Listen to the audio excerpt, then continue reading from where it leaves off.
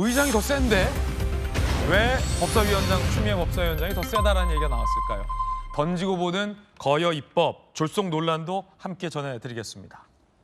민주당이 국회 증언감정과 관련된 법안의 수정안을 일방 통과시켰습니다. 야당과의 합의는 물론 없었습니다. 그런데 그 내용을 뜯어보면 국회의장 위에 추미애 법사위원장이 있는 것 아니냐라고 야당이 비판하는 이유를 알 수 있습니다. 함께 보시죠.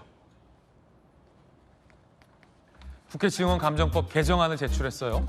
특위활동 기간 만료 뒤에도 증인이 위증에 드러날 경우 고발 가능하다. 그런데 고발 주체를 지금까지는 국회의장에게 있었어요. 고발권이.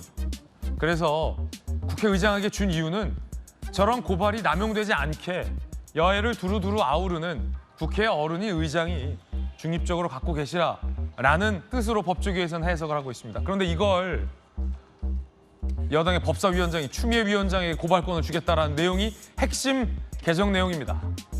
자, 민주당이 된 명분은 이렇습니다. 그거는 의장에게 좀 부담을 주지 않기 위해서다라는 명분을 댔지만 야당에서는 추미애 법사위원장이 고발권까지 쥐고 무소불위로 고발을 하려는 것이다라고 비판을 하고 있습니다. 송원석 원내대표 얘기 들어보시죠. 수정안이라는 것을 살펴보니까 개선이 아니라 개악이었습니다. 우원식 의장에게 주려던 권한을 빼앗아서 추미애 법사위원장에게 주는 더 센 추미애법을 제출한 것입니다. 그리고 사실상 다수당만 위정죄 고발권을 행사할 수 있고 완전히 일당 독재를 하겠다는 것입니다. 야당에서는 이름을 더 센 추미애법이라고 붙였습니다. 지금도 추미애 법사위원장이 센데 저 고발권까지 가지게 되면 더 세진다는 겁니다. 더 센 추미애법. 이 얘기부터 한번 얘기 나눠보죠. 안 그래도 지금 더 세요. 네. 당대표나 원내대표와 상의 없이 법사위가 법사위 차원에서 조희대 대법원장 부르는 조희대 청문회 통과시켰다가 조희대도 없고 아무도 없는 청문회 오늘 열지 않습니까? 그런데 더 세져요? 그런데 정말 얼마만큼 센지를 말씀을 드리려면은 이런 거죠. 법사위원장이 추미애이기 때문에 그거를 염두에 두고 법사위원장의 권한을 강화하는 법안을 만들지 않았냐 의심이 갈 정도로 그렇게 했습니다. 그 고발권이라는 게 그렇게 센 거예요? 네, 왜냐하면은 지금은 그 특별위원회에서 뭔가 문제가 있어서 이 사람을 고발한다라고 했을 경우에는 특별위원회 이름으로만 하는 게 아니라 그 기간 중에도 해야 되지만 국회의장에게 보고를 해서 네네. 여야가 국회 이름으로 이거는 국회 이름으로 어떤 다른 기관에 이 권한을 제한하는 거고 벌을 주는 거기 때문에 국회 이름으로 함께 해야 된다는 뜻을 가지고 있습니다. 그리고 두 번째는 실제로 행동이야 민주당처럼 할지 어떨지 모르지만 우원식 의장은 현재 당적이 없습니다. 그렇군요. 그래서 중립적인 의미로 이제 국회 이름으로 어떤 행위를 하는 건데 잘 아시다시피 법사위원회는 그냥 법사위원장만 봐도 사실은 굉장히 센데 최근 들어서 추미애 위원장이 국회의장만 동원했던 경호권 발동 상임위원장이 경호권 발동하는 거 처음 있었거든요. 그리고 경호권 발동하고 의원들 입 막고 간사도 임명 안 하고 이런 것을 하는 걸 봤는데 여기에 나아가서 국회의장도 못하는 일을 법사위원장의 객에 콕 찍어서 주는 법안을 준비를 했단 말이에요. 더 세진다? 네, 그래서 더 세게. 그래서 저희 국민의힘이 24시간 동안 필리버스터를 통해서 이게 얼마나 잘못된 일인지를 막 얘기를 하고 있었어요. 그런데 뒤늦게 파악을 했나 봐요. 민주당하고 국회의장실은. 아니 저희가 그렇게 문제 있다고 이 법 올리면 안 된다고 얘기를 하고 필리버스터까지 하고 있는데 실컷 진행하고 있는데 뒤늦게 야 이거 문제 있는 거 아니야? 라고 국회의장실에서 뒤늦게 나섰어요. 그 얘기는 또 잠시 후에 전해드리도록 하겠습니다. 상당히 문제가 있다. 네. 더 센 추미애법, 더 세서 국민을 위해서 더 세지는 게 아니라 국회 혼란을 만들 수 있게 더 세졌다. 이런 의미입니다. 그러자 야당은 손사래를 쳤습니다. 그게 아니라 국회의장이 중립인데 부담을 주기 싫어서. 여당이. 여당이 네. 국회의장을 위한 수정이란 겁니다. 들어보시죠. 고발 주체를 일단해서 법사위 의견을 통해서 법사위원장으로 수정하셨는데 이거는 어떤 배경이 있는지. 고발 주체를 국회의장으로 하는 것보다는 그 법사위원장으로 하는 게 적합하다고 판단하실 것 같아요. 부담 때문에 그러지 않았을까 싶은데요. 아, 의장님 부담 덜어주기 위해서다. 그래서 부담스러운 그 고발권 그냥 법사위원장에게 에이 준 거다라는 취지의 설명입니다. 그러면 의장님이 좋아하셔야 되는데 국회의장실에서는 됐네요라는 반응입니다. 고발 주체를 법사위원장으로 하면 법사위가 상원이 되는 것이냐? 굉장히 발끈했어요. 의장 측에서. 뭐냐? 법사위가 상원이냐? 라는 거죠.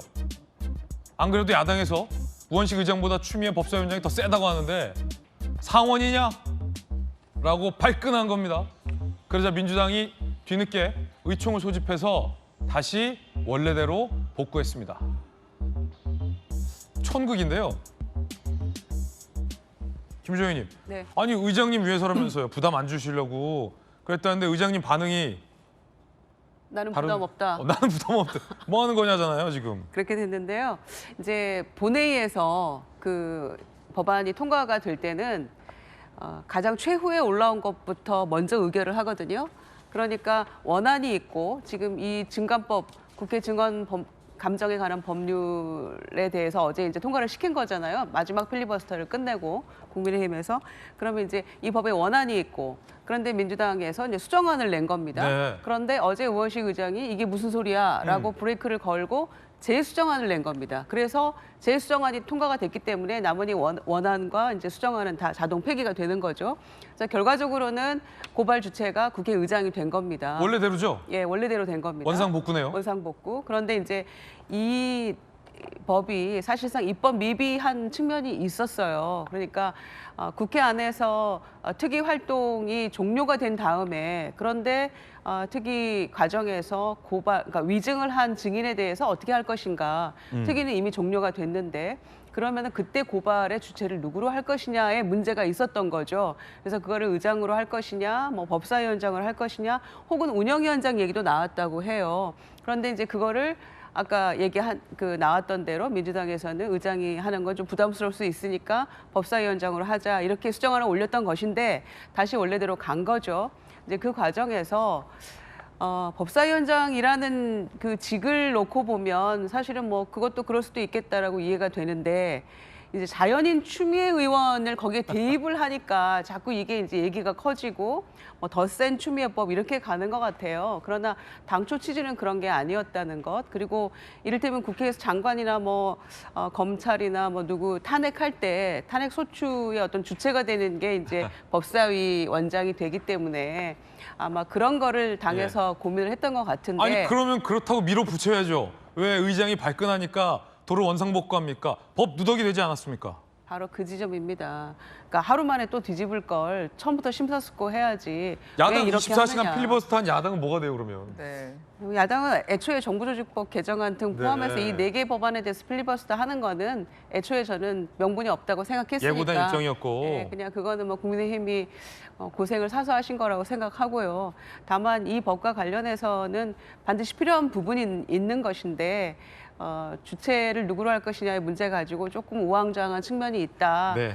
그 점에서 다음에는 조금 더 심사숙고해서 잘 논의를 한 다음에 올려야지 하루 사이에 원안 수정안, 재수정안 이제 이런 모습은 조금 신중하지 못했다라는 변론입니다. 그러나 필요한 개정안이라고 생각합니다. 네, 지금 말씀 들어보니까 김원석 변호사님 결국은 그렇게 필요하다면 이 명분도 못 지키고 결국은 의장의 반발에 원상 복구를 하는 총극을 민주당이 보인 건데 지난번 이 조희대 청문회를 채택하는 것도 굉장히 이제 법사위의 권한이 막강해서 그때부터 정치권에서 이 추미애 법사위원장이 당대표나 원내대표보다 위에 있는 거 아니냐 이런 얘기 막 나와서 저희도 신문 보도해 드렸잖아요. 그런데 이번 법 같은 경우는 어떻게 보세요?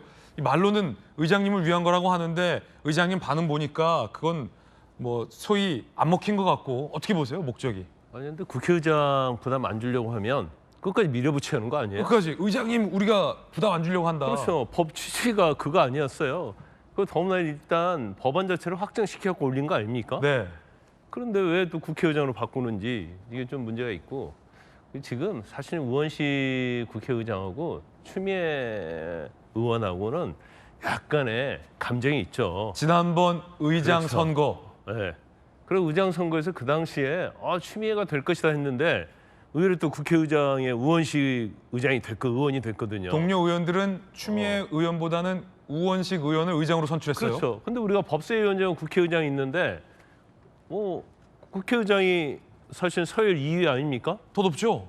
그런데 법사위원장 입장에서 보면 그때 떨어지는 거에 대한 감정도 있고 내가 조금 더 뭔가 권한 행사할 수 있는 걸 한번 해야겠다고 생각했을 가능성이 저는 있다고 봐요. 그렇군요. 이따 보는데 이제 대한민국이 언제부턴가 이제 법이 엿이 됐어요. 엿. 왜요? 엿장수 마음대로. 엿은 엿장수 마음대로 자르고 그다음에 돈 조금 줘도 많이 주고 싶으면 많이 주고 하잖아요. 근데 그러다 보니까 지금 특히 이제 법사위 추미애위원장이 들어오면서 법이 이제 엿가락처럼 된 거예요. 그래서 지난번 정부조직법도 금융감독위원회 하겠다고 대선 공약인데 넣었다가 엿장수 마음대로 빼버려요. 그다음에 이번에도 마찬가지죠. 국회의장이 됐던 걸 법사위원장이 가져왔다가 또 국회의원장에 주는. 이게 대한민국 법이라는 게 어떻게 보면 100년 대계를 보고 법을 만들어야 하는데 네. 그냥 마음대로요, 마음대로 엿가락질을 하는 거예요. 그런 일이 있으면 안 되죠. 이번에 사실은 저 법 자체도 국회 이제 증언해가는 법률, 감정 및 증언해가는 법률도 보면 소급해가지고 처벌하겠다는 거 아니에요. 그리고 국회에서 허위 증언하면 전에 했던 증언도 소급했고 처벌하겠다고 해서 위헌 논란이 있으니까 막판에 그걸 삭제를 했거든요. 그러면 법을 만들 때 그런 거 다 감안해야 하는 거 아니에요? 왜 상정 직전에 본회의에서 표결 직전에 왜 저렇게 엿가락질을 하는 거예요? 그런 만큼의 엿가락질 정도의 법 자체가 졸속 입법이다. 이렇게 볼 수밖에 없는 상황들이 계속 이어지고 있는 거예요. 추석이 왜 이렇게 중요해졌어요? 법을 만들어 있어서. 법은 국가와 국민에게 엄청난 영향을 미치는 거 아닙니까? 정치 권력에 영향을 미쳐요. 심사숙고해야죠. 엿가락질 할 게 아니고. 그러면 추석이라는 마지노선이 있는 거 아니에요. 추석까지 해놓고 고향 성묘 가려고 하는 겁니까, 법이? 법은 그런 게 아니잖아요. 그러면 이렇게 중요한 정부조직법이랄지 여러 가지 관련된 법을 심사숙고하고 국민들 의견도 좀 충분히 듣고 아무리 야당이 내란이랄지 비상계엄과 관련이 있다 하더라도 소수의 의견도 들어봐서 1%, 2%를 반영해야 하는 거 아닙니까? 완전히 패싱하는 거잖아요.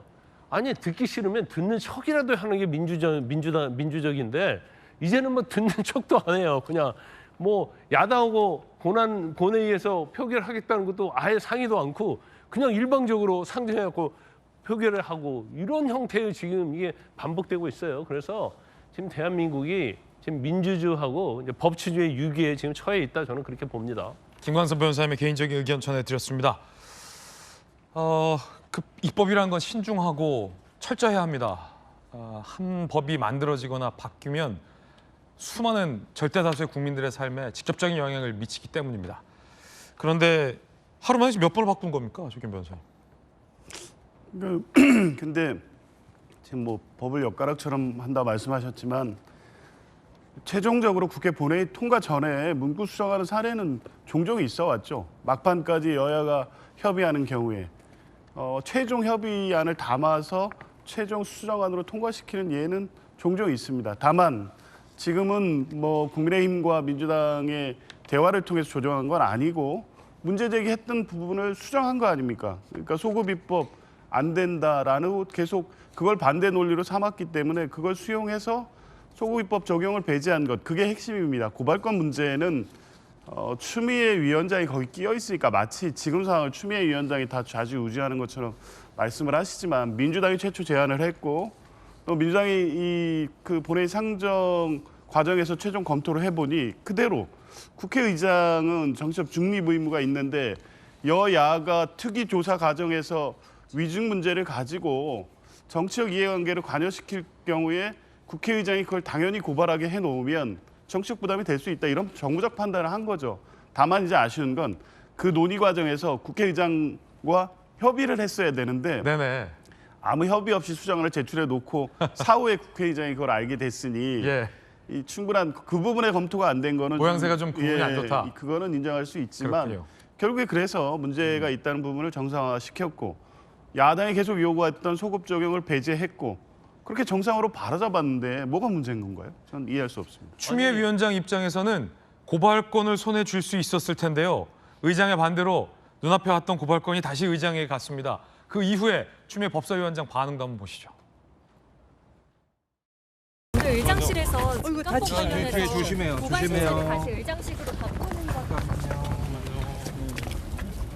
자, 가겠습니다. 수고하십시오.